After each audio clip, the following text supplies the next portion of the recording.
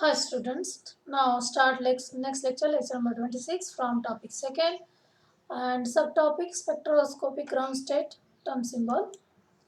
Now when several electron occupy subshell, that is px, py, pz, and in case of d orbital, alpha orbital, the energy state obtained depend upon the resultant angular momentum quantum number of each of the electron. This resultant of L value is denoted by giving the quantum number L, which is determined by the energy state of atom. म्हणजे L व्हॅल्यूवरनं आपल्याला energy state ॲटमची काढता येते. L value 0 असेल तर energy state असणार S. when L value is 1 it is p, when L value is 2 it is d, and so on. Now spin orbit coupling, when several electrons are present in subshell, the overall effect of individual orbital angular momentum is given by resultant angular quantum number L, and the overall effect of individual spin, that is ms, given by the resultant spin quantum number s. म्हणजे capital S म्हणजे काय आहे, तर छोटे छोटे स्पिनचे addition करून जो overall येईल 1/2 + 1/2 + 1/2 याचे मिळून जो टोटल ओव्हरऑल येईल that is the resultant spin quantum number. In an atom, the magnetic effect of L and S may be interact or get coupled, giving a new quantum number which is called as a total angular momentum quantum number, denoted by symbol J. So this coupling of the resulting spin and orbital quantum number is called as a Russell-Saunders or LS coupling.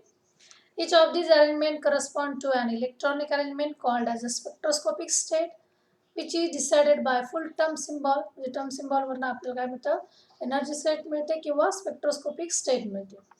Thus term symbols are used to indicate the electronic configuration and resultant angular momentum of an atom.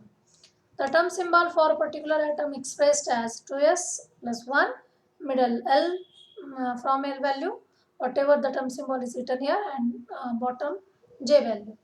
2s plus 1 gives the multiplicity state, L is the total orbital angular momentum, and J is the total angular quantum number.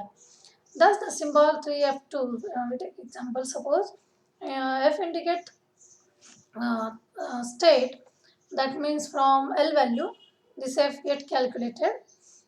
F म्हणजे L ची value 3 असणार, hence L is equal to 3 आहे, म्हणजे L is equal to 3 आहे म्हणून state F आली.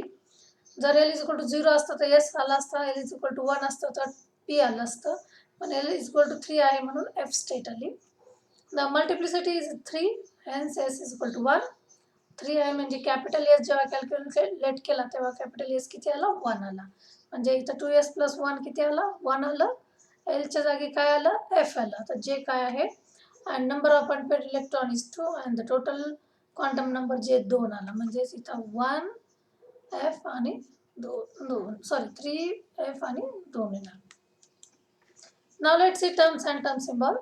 Due to the inter-electronic interaction, there are various energy states possible for a given configuration. These possible states are called as a spectroscopic terms or terms. Just terms. Thus, terms are spectroscopically detectable energy state. म्हणजे term काय आहे, terms कशाला म्हणायचं, energy state जे की आपण स्पेक्ट्रोस्कोपिकली detect करू शकतो. An atom or ion has only one ground term symbol which is of lowest energy, another excited term of higher energy. The terms are symbolically represented by term symbol, तर याला म्हणायचं term symbol, which indicate two aspects, namely काय सांगतं ते, electronic configuration and resultant angular momentum. The symbol is represented in the following manner. Spin multiplicity इथं लिहिली जाते, इथं टर्म सिम्बॉल लिहिला जातो म्हणजे एस पी डी एफ जो येईल तो, आणि खाली जे व्हॅल्यू लिहिली जाते. ह्या 3 व्हॅल्यूज मिळून जे काही दर्शवलं जाईल that is called as a terms किंवा टर्म सिम्बॉल्स. एक्झाम्पल जर घेतलं तर for example carbon having electronic configuration P2, calculate term symbol for P2. तर काय ना, इथं येणार स्पिन मल्टिप्लिसिटी 3, इथं येणार एनर्जी स्टेट जो काही टर्म सिम्बॉल येईल, आणि इथे येणार जे value. So this P2 having triplet P0 as a term symbol. कसं, तर by using this rules we can calculate term symbol. Ground term for any species can be calculated using LS coupling scheme by following step. So by following this step you can calculate term symbol. तर पहिली step काय, write the electronic configuration of the valence shell according to Hund's rule with maximum unpaired electron. म्हणजे दिल्याबरोबर काय करायचं, electronic configuration लिहायचं with according to Hund's rule. म्हणजे काय, सिंगल इलेक्ट्रॉन ऑक्युपाय करायचं, पेअरिंग करायचं नाही, जेणेकरून आपल्याला मॅक्झिमम पॅरलल स्पिन मिळतील. दुसरा, write the electrons in the orbital with highest positive value of magnetic quantum number and then it is followed by lower m value. This is done for maximizing orbital angular momentum. तर लिहायचं कसं, तर M value सुरुवातीला पॉझिटिव्हच्या ह्याच्यात लिहायची, मग 0 आणि मग निगेटिव्हच्या ह्याच्यात. कॅल्क्युलेट एस, म्हणजे total spin angular momentum by adding all small s values which gives spin quantum number values. म्हणजे total S capital S value काढायची, म्हणजेच by using formula 2s plus 1. त्यानंतर चौथी स्टेप, कॅल्क्युलेट स्पिन मल्टिप्लिसिटी, म्हणजे हे काढायचं 2s plus 1 formula वापरून. Calculate the value of L total orbital angular momentum by adding all the M values and which gives the which decide the L value from which we can calculate term symbol. म्हणजे L value जर 0 असेल तर term symbol S असेल, L value जर 1 आली तर term symbol P असेल, आणि so on. Finally find the value of J, that is the resultant angular momentum using the formula J is equal to Ls plus S and L minus S. If the subshell is less than half filled, then select the lower value, that is this one, L minus L S, and if the subshell is more than half filled, then select the highest of J value, that is L plus S, and if the subshell is exactly half filled, the value of J correspond to value of S. From all these rules can be identified or can be get cleared by you seeing this example. Now let's see the example. Calculate ground term symbol for carbon p2. तर पहिले step काय होता की electronic configuration लिहायचं Hund's रूलच्या प्रमाणे. तर लिहिलं आपण, 2 इलेक्ट्रॉन आहे, पी आहे म्हणजे P x P Y Z, 2 electron आपण हुंड्स रूल प्रमाणे सिंगली ऑक्युपाइड केले पॅरलल स्पिन मध्ये. यांची एम व्हॅल्यू आहे, या इलेक्ट्रॉनची पॉझिटिव्हली लिहिली आधी, पॉझिटिव्ह कडून कमी याच्याकडे जाणार, +1, याची आधी 0, इथं -1 आहे पण इथे इलेक्ट्रॉन नाही आहे. देन सेकंड स्टेप काय होती, calculate spin multiplicity, that is S is equal to 2s plus 1. 2, तर हा एस कोणता आहे, छोटा एस म्हणजे यांचे ॲडिशन.